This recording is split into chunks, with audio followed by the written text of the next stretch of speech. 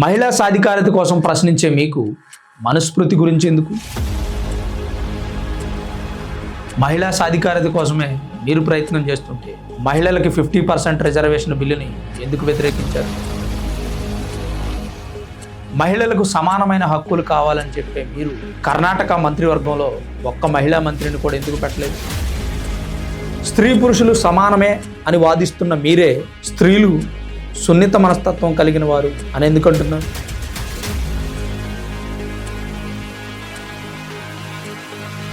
ఛాత్రోంకి గూంజ్ కార్యక్రమం మహిళా సాధికారిత కోసమా, హిందుత్వం మీద విషం చమ్మడానికి?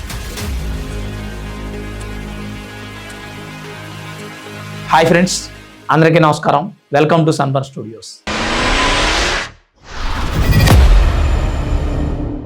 ఫ్రెండ్స్, పూణేలో జరిగినటువంటి ఛాత్రోంకి గూంజ్ కార్యక్రమంలో ప్రధాన ప్రతిపక్ష నేత రాహుల్ గాంధీ గారు మాట్లాడారు. అద్భుతమైనటువంటి ప్రసంగం. కొన్ని సందర్భాల్లో నేను కూడా రాహుల్ గాంధీ గారిని అప్రిషియేట్ చేస్తాను, కానీ కొన్ని సందర్భాల్లో విమర్శించక తప్పదు. ఎందుకంటే ఏదైనా మాట మాట్లాడితే ఆ మాట చాలా స్పష్టంగా ఉన్న సమస్యను ప్రజలకు చూపించేదిగా ఉంది. కానీ ఆ చూపించే అనేటువంటి మాట రాహుల్ గాంధీ గారి గొంతులో లోపిస్తుంది. దానికి కారణం ఏమై ఉండొచ్చు అనేది ఈ వీడియో చూసిన తర్వాత మీరు డిసైడ్ చేయండి కామెంట్ రూపంలో. అయితే మహిళా సాధికారత కోసం మేము పోరాడుతున్నాం, మా పార్టీ పోరాడుతుందని రాహుల్ గాంధీ గారు నిత్యం చెప్పారు. మహిళలు అన్ని వర్గాల్లో వెనకబడి ఉన్నారు, వారు ముందుకు వెళ్ళాలి, వారిని మనుస్మృతి లేదంటే పాతకాలం ఆచారాలు, హిందుత్వంలో ఉన్నటువంటి కొన్ని సాంప్రదాయాలు తొక్కేస్తున్నాయి, బయటికి రాకుండా అని చెప్పి. ఒకవేళ నిజంగా అలా తొక్కేయాల్సినటువంటి పరిస్థితి ఉంటే ఈరోజు మహిళలు ప్రతి దానిలోనూ ముందడుగు వేసేవారు. ప్రభుత్వం కల్పిస్తున్నటువంటి ముద్రా లోన్లు కానీ, జన్ధన్ అకౌంట్లు కానీ, లగ్పత్ దీదీ, డ్రోన్ దీదీ, ఉజ్వల్ ఇలాంటి వాటన్నింటినీ ఉపయోగించుకొని మహిళలు ఫైనాన్షియల్గా స్థిరపడ్డారు. చదువుకున్న వారు ఉద్యోగాలు చేస్తున్నారు, చదువు లేని వారు చిన్న చితక వ్యాపారాలు చేస్తున్నారు, చిన్న కుటీర పరిశ్రమలు పెట్టుకొని జీవనాన్ని కొనసాగిస్తున్నారు. సో ఇక్కడ రాహుల్ గాంధీ గారు మాట్లాడుతుంది మహిళా సాధికారత కోసం కాదు, కేవలం హిందూ మతం మీద విషం చంపడానికే అనే విషయం మనకు క్లియర్గా. మహిళా సాధికారత కోసం మాట్లాడే వ్యక్తి అయితే మహిళా సాధికారత గురించి మహిళలు వెనకబడిన విధానం గురించి చెప్పాలి, లేదా మహిళల కోసం మేము ఏం చేయగలం అనేది చెప్పాలి. అయినా వీళ్ళు ఏం చేయగలరు? మహిళల కోసం 50% రిజర్వేషన్ బిల్లునే వ్యతిరేకించి చట్టసభల్లో, రాజకీయాల్లో, ప్రతి వ్యవస్థలోనూ మహిళలకు 50% రిజర్వేషన్స్ ఇవ్వాలని ప్రభుత్వం ప్రవేశపెట్టినటువంటి బిల్లుని ప్రతిపక్షాల వారు తీవ్రంగా వ్యతిరేకించారు. మరి మహిళా సాధికారత కోసం ఏం ప్రయత్నిస్తున్నట్టు? అలాగే కర్ణాటకలో కాంగ్రెస్ ప్రభుత్వం అధికారంలో, మరి అక్కడున్న మంత్రివర్గం 33 మంది. ఆ 33 మందిలో ఒక్క మహిళా మంత్రి అయినా ఉన్నారా? లేరు. మరి మహిళలకు ఏం పెద్దపీట వేస్తున్నట్టు మీరు?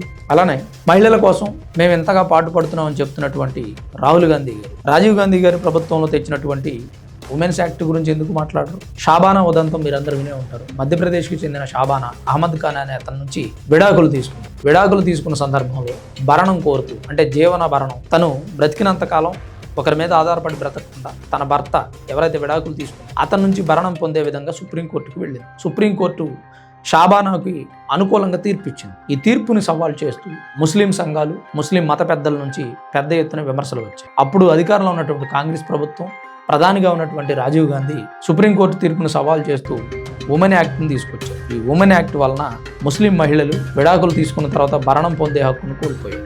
అప్పటి నుంచి ముస్లిం మహిళలకు భరణం ఇవ్వడం జరగడం ఎందుకు? కారణం ఏంటి? మరి ఇలాంటి విషయాలను కూడా మాట్లాడాలి.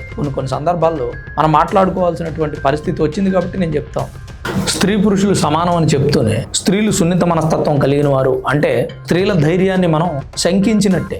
స్త్రీలు పురుషులకు ఏమాత్రం తీసిపోరు. ఈరోజు అన్ని రంగాల్లోనూ స్త్రీలు దూసుకుపోతున్నారు. పోలీసు వ్యవస్థలో కావచ్చు, రాజకీయాల్లో కావచ్చు, క్రీడల్లో కావచ్చు, సినిమా రంగంలో కావచ్చు, జర్నలిజంలోనూ కావచ్చు, ఏ రంగమైనా సరే స్త్రీలు ఈ రోజున పురుషులతో సమానంగా పోటీ పడుతున్నారు. కాలం మారింది, ప్రభుత్వాలు మారాయి, స్త్రీలకు సమాన హక్కులు కల్పించారు, ప్రతి రంగంలోనూ స్త్రీలు దూసుకుపోతున్నారు.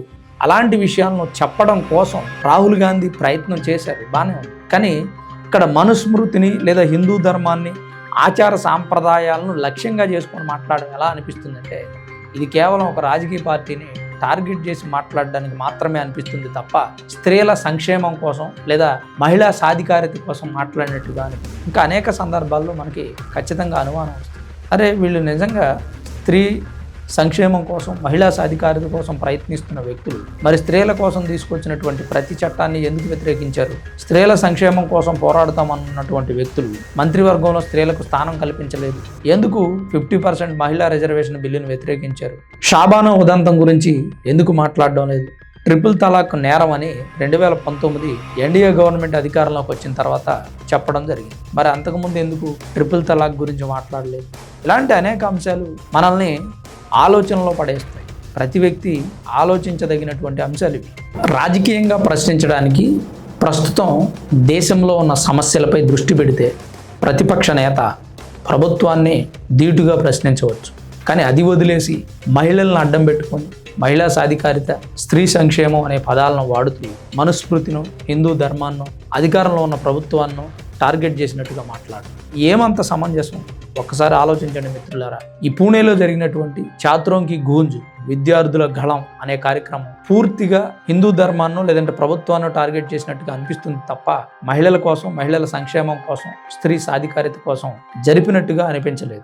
మరి దీనిపై మీ అభిప్రాయం ఏంటి? మీరే అనుకుంటున్నారు? తప్పకుండా కామెంట్ రూపంలో రాయండి. వీడియో చూస్తున్న ప్రతి ఒక్కరూ దయచేసి మీ అభిప్రాయాన్ని కామెంట్ రూపంలో రాయండి. చివరి వరకు వీడియో చూసిన మీ అందరికీ పేరు పేరున ప్రత్యేకించి ధన్యవాదాలు.